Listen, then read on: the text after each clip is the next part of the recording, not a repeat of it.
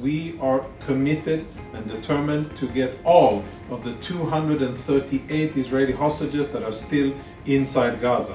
Hamas is the enemy, not the civilian population, and we focus our military efforts on Hamas. We didn't start this, we didn't want it, but we are definitely going to end it, and it will end with a totally dismantled Hamas in a totally different security situation in the south.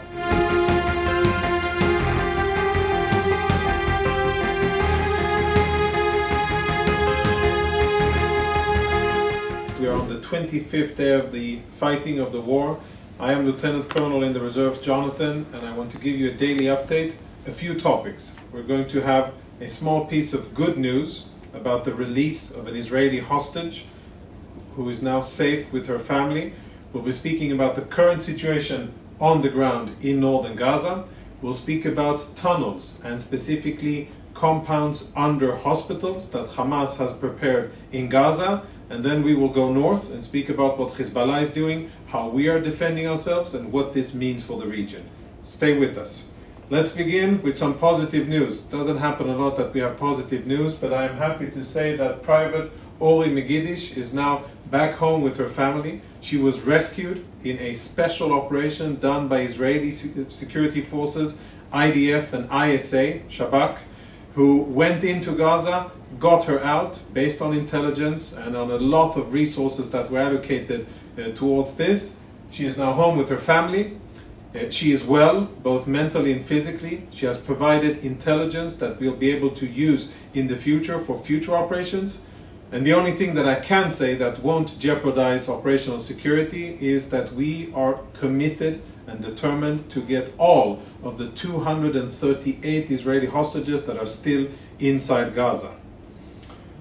Let's speak about the Southern Command and the situation on the ground. The commanders that you can see, this is the General in command of the Southern Command, General Finkelman, and he is leading the troops from the front. That is how Israeli commanders lead. Some of these pictures were taken, some of the footage was taken from inside Gaza. Our troops are now on the ground. We are expanding our activity in Gaza. We've conducted a few raids over the last days. We've expanded those now, and Israeli troops are in various parts of northern Gaza operating. We have entered, and as you can see here on this clip, which is from a few days, heavily armored vehicles, tanks, APCs, bulldozers entering into the Gaza Strip, moving slowly, meticulously, with a lot of firepower to support, with lots of intelligence, and looking for Hamas and engaging with Hamas combatants, attacking them on the ground and also from the air, using many of the resources that we have available for us. Some other visuals that you can see: tanks and APCs equipped with special engineering construction to face the threats that we know that they're going to face inside the densely populated urban terrain, and the columns that are advancing, and the various developments that we see inside. The situation on the ground is that we continue to strike Hamas. We are striking in all parts of the Gaza Strip. We have said before that we will continue to strike. We will focus our activities on the northern part of Gaza. That is the center of gravity of Hamas, and that is where we are attacking now. But we continue to strike in other parts of Gaza. We are hunting their commanders. We are attacking their infrastructure. And whenever there is an important target that is related to Hamas, we strike it. Now, we do so with professionalism.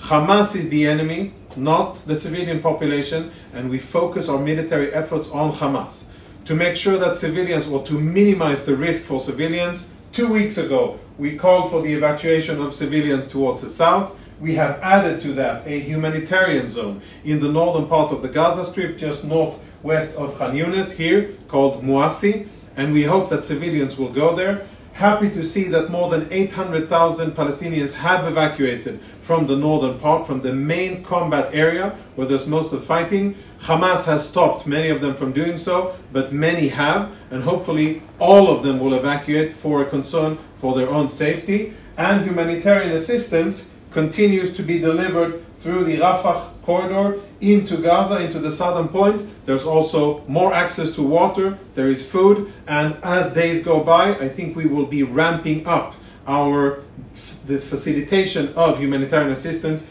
to the Gaza Strip. We do understand that the situation there is difficult, but this is not of our doing and it isn't what we wanted. Please remember, we are 25 days into the fighting. We didn't start this, we didn't want it, but we are definitely going to end it, and it will end with a totally dismantled Hamas in a totally different security situation in the south. Let's speak about the Shifa hospital. For those of you who haven't seen this, this is an aerial view of Shifa, the most important and the largest hospital in Gaza.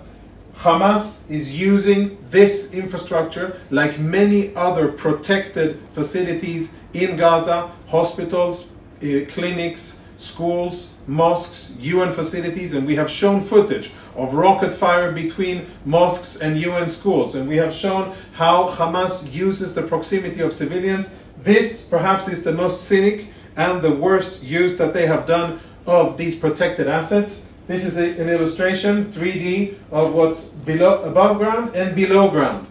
Storage of weapons, command and control facilities, offices and places for terrorists to hide. This is all underneath the hospital. This is a violation of international law. This is despicable, and it puts the people that are being treated in the hospital at risk. It should be condemned and it should be stopped before it's too late. And that's the situation in Gaza. Operations continue. We continue to strike from the air, and our troops are on the ground enhancing the activities that we are conducting. Let's quickly move to the north and speak about what Hezbollah is attempting to do and how we are defending ourselves against Hezbollah. Up in the north, Hezbollah has been attacking across the border. Up until now, they have fired rockets. They have tried to infiltrate. They have fired dozens of anti-tank missiles at our civilians and at our military position. They have fired rockets at our positions in Mount Dov, and they have fired at our communities. Many things have been done by Hezbollah. We are defending ourselves against this aggression. We have been targeting, and these are the two senior commanders, of course, Lieutenant General Halevi, our Chief of Staff, and the General in charge of the Northern Command, Major General Gordon. They are on the ground monitoring the troops and making sure that the troops have the proper guidance. And I want to show you some results of what our troops have been doing in retaliation to Hezbollah attacks. These are strikes done, and you can see maybe a bit graphic image here, but I think this is part of what we're doing. Strikes conducted by our commando units that are using precise intelligence and precise delivery of weapons against Hezbollah operatives. Up until now, Hezbollah has quite a lot of casualties. Unfortunately, we have casualties as well. But at the end of the day, what's important here is for the state of Lebanon to understand that they stand to lose almost everything and gain absolutely nothing by allowing Hezbollah to drag them into a war. And if anybody cares about the state of Lebanon, they should be out of this war, because they will gain nothing from helping a bunch of terrorists in Gaza. That is the situation. We continue to be deployed, strong and vigilant along our borders. We are definitely not going to allow Hezbollah to escalate and enhance their attacks against us. We are defending against that, and we will continue to operate in Gaza and defend ourselves on all of our other fronts. Rockets that were fired from Syria, and all kinds of reports of aerial threats that we had in the south in Eilat.